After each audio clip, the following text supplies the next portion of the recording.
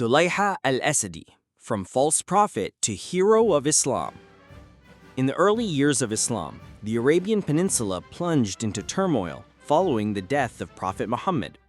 Many Arab tribes who had accepted Islam began to renounce their faith, challenging the authority of the central government in Medina. Amid this chaos, several figures emerged, claiming prophethood. One of the most prominent was Thulaihah ibn Khuwaylid al-Asadi, a tribal chief who began as a fierce enemy of Islam, briefly embraced the faith, later became an apostate, and eventually returned as a devout Muslim warrior. Background: an ambitious tribal chief. Thulaihah hailed from the Banu Asad ibn Khuwaylid, a tribe, one of the powerful tribes in northern Arabia. He was known as a wealthy, charismatic, and influential leader. When Prophet Muhammad began preaching Islam, Thulaihah not only rejected the message, but also actively opposed it. One of his earliest confrontations with Muslims occurred during the Battle of Qadisiyyah in 625 CE or 3 AH, when Muslim forces led by Abu Salama launched a surprise raid on Banu Asad's territory. The tribe was reportedly preparing an attack on Medina, but the Muslim assault caught them off guard and led to their defeat. Unfazed by this setback, Thulaihah joined the coalition of Quraysh and Jewish tribes during the Battle of the Trench, or Khandaq, in 627 CE, which aimed to besiege Medina. This alliance also failed. After the conquest of Mecca in 330 CE, Thulaihah declared his conversion to Islam in the presence of the Prophet. However, his faith was short-lived. By 631 CE, he proclaimed himself a prophet, claiming to receive divine revelations. Thulaihah became the third prominent false prophet in Arabia, alongside Musaylama al-Kadhdhab and Suja bint al-Harith.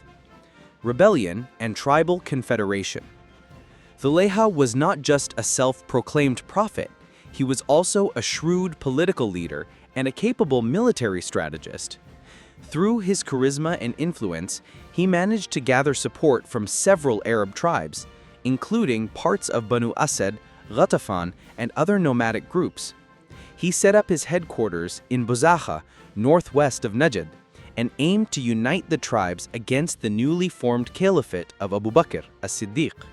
His intention was clear: establish an alternative power structure in Arabia based on his prophetic claim. Abu Bakr responded swiftly. In mid-632 CE, he mobilized 3 separate military contingents under the command of Ali ibn Abi Talib, Talha ibn Ubaydullah, and Zubayr ibn al-Awwam to suppress the rebellious tribes. The campaign's first major clash was the Battle of Dhul-Qasa, where Thulaihah's forces suffered a significant defeat and retreated to Buzakha.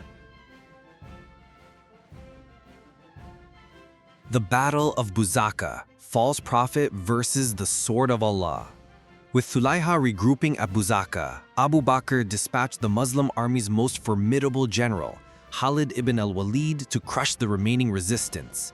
Khalid, known as Sayfullah al-Maslul, the drawn sword of Allah, led a force of around 6,000 men against Thulaihah's army, which numbered approximately 15,000. Before the main battle, Khalid sent 2 companions, Ukasha ibn Miksan and Thabit ibn Akram, on a reconnaissance mission. Unfortunately, the 2 were discovered by enemy patrols. In the ensuing confrontation, Thulaihah and his ally Salama killed both spies after a fierce skirmish. Khalid then approached with his full force and challenged Thulaihah to single combat. Thulaihah accepted, but was quickly wounded and fled to the rear lines. This cowardice deeply demoralized his troops.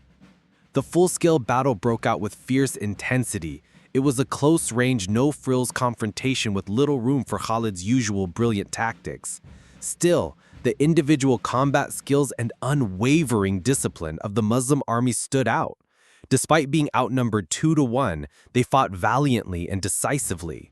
Thulaihah's forces collapsed under the relentless assault. He fled north towards Syria while the tribal confederation disintegrated. Many tribesmen repented and re-embraced Islam. The Battle of Buzakha marked one of the most critical victories in the Ridda Wars, Wars of Apostasy. The return of the apostate. After Muslim forces conquered parts of Syria, Thulaihah eventually resurfaced and declared his sincere repentance. He approached Caliph Abu Bakr seeking forgiveness.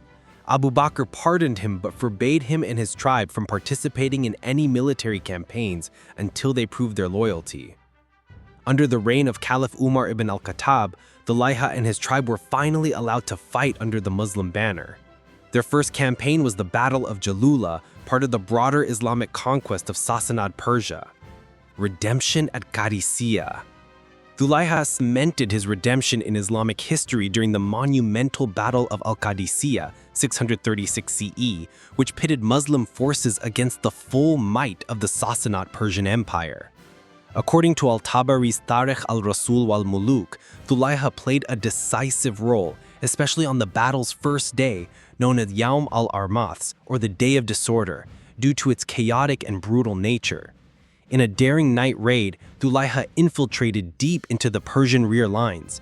He reportedly destroyed enemy tents, killed 2 elite Persian warriors, captured 2 war horses clad in armor, and brought back a prisoner whom he delivered directly to Commander Sa'ad ibn Abi Waqqas. His actions boosted Muslim morale and inflicted psychological damage on the Persian troops. Martyrdom at Nahawand. Thulaihah's story concluded on the battlefield. In the Battle of Nahawand, 642 CE, often called the Victory of Victories, he fought and died as a martyr. His final act of heroism was a diversionary tactic. He drew the elite Persian guards into a Muslim trap by sacrificing himself. This decisive maneuver led to the total collapse of Persian resistance and marked the fall of the Sassanid Empire. Legacy of Thulaihah. The story of Thulaihah is one of redemption, transformation, and ultimate sacrifice. Initially a bitter enemy of Islam, later a false prophet, and eventually a warrior of unwavering faith, Thulaihah's journey demonstrates the power of repentance and sincerity. He stands as a historical example that the doors of repentance remain open, and that true greatness is not defined by one's past mistakes, but by the courage to change and commit to righteousness.